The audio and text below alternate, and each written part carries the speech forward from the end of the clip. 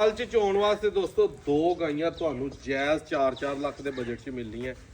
ਅੱਜ 27 ਅਗਸਤ 2026 ਦੁੱਧ ਇਸ ਗਾਂ ਦੇ ਕੋਲ 16-17 ਕਿਲੋ ਹੈ, ਉਸ ਗਾਂ ਦੇ ਕੋਲ ਤਕਰੀਬਨ 15 ਕਿਲੋ ਹੈ।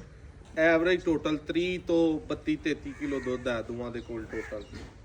ਰੇਟ ਤੁਹਾਨੂੰ ਜਿਹੜਾ ਉਹ ਬਿਲਕੁਲ ਮਕੂਲ ਵੀਡੀਓ ਦੇ ਸਟਾਰਟ 'ਚ ਦੱਸ ਦੇਣਾ। ਨੰਬਰ ਆਪਣਾ 0324 8182 ਦੋਵੇਂ ਹੀ ਗਾਵਾਂ ਬਿਲਕੁਲ ਸੌ ਸੀਲ ਬਗੈਰ ਵੰਗੇ ਤੋਂ ਚੋਣ ਵਾਲੀਆਂ। ਭਲਵਾਨ ਜੀ ਕਰਾਓ ਫੋਲੋ ਜ਼ਰਾ ਗਾਵਾਂ ਥੱਲੀ ਦਾ ਇਧਰ ਲਿਆ ਜ਼ਰਾ ਗਾਵਾਂ ਦੇ ਲਿਬਾਸ ਤੇ ਥਣ ਵਹਾ ਦੋਵਾਂ ਨੂੰ ਕਾਲੇ ਥਣ ਪਾਵਰੀ ਲੱਗੇ ਨੇ ਤੇ ਮੁੱਠ ਚੱਡੇ ਵਜੂਦ ਨਾਲ ਸੀਪੇ ਤੇ ਦੋਵੇਂ ਹੀ ਦੂਜੇ ਸੂਏ ਦੀਆਂ ਵਹਿੜਾਂ ਨੇ। ਸਾਈਵਾਲ ਕਰਾਸ ਗਰਮੀ ਐ ਇਸ ਟਾਈਮ ਮੈਨੂੰ ਪਸੀਨਾ ਵੇਖ ਲਵੋ 45-46 ਟੈਂਪਰੇਚਰ ਹੈ। ਭਾਦੋ ਦਾ ਪੂਰਾ ਜਿਹਨੂੰ ਪੱਖ ਆਖੀ ਦਾ ਨਾ ਉਹ ਲੱਗਾ ਹੈ ਤੇ ਗਾਵਾਂ ਨੂੰ ਕੋਈ ਮਸਲਾ ਹੀ ਨਹੀਂ, ਗਰਮੀ ਦੀ ਕੋਈ ਟੈਨਸ਼ਨ ਨਹੀਂ, ਕੋਈ ਗੱਲ ਨਹੀਂ, ਕੋਈ ਬਾਤ ਨਹੀਂ।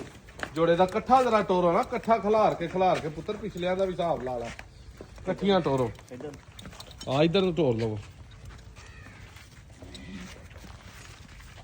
ਇਹ ਗਾਂ ਜੀ ਪਹਿਲੇ ਨੰਬਰ ਵਾਲੀ ਇਹਦਾ ਸ਼ੌਕ ਕਰੋ। ਆ ਦੂਜੇ ਨੰਬਰ ਤੇ ਵੀ ਗਾਂ ਇਕੱਠੀਆਂ ਕਰ ਲਓ, ਨਾਲ ਕਰੋ ਨਾਲ ਹੁਣ ਟੋਰੋ ਗਾਂ।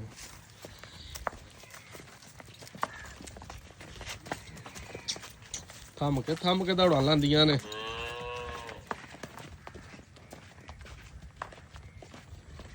ਬੜੇ ਪਿਆਰ ਨਾਲ ਟੋਰੋ। ਏਡੀ ਗਾਂ ਵੀ ਨਹੀਂ ਥੰਮੀ ਜਾਣੀ ਤੇ ਫਿਰ ਕੀ ਹੋਣਾ।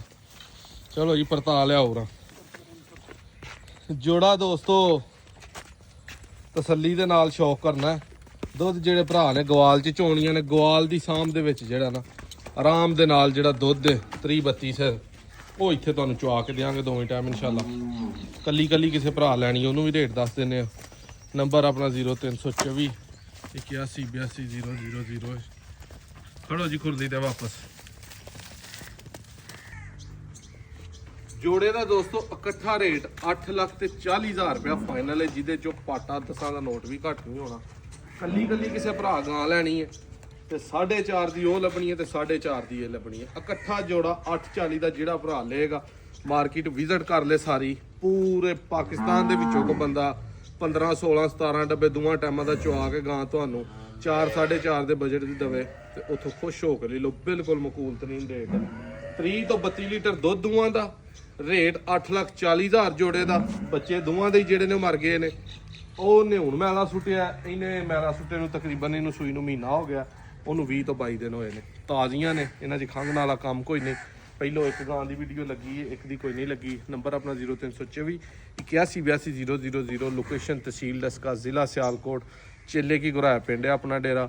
ਇਹ ਹੀ ਦੋ ਇਸ ਟਾਈਮ ਬੱਚੇ ਮਰੀਆਂ ਨੇ।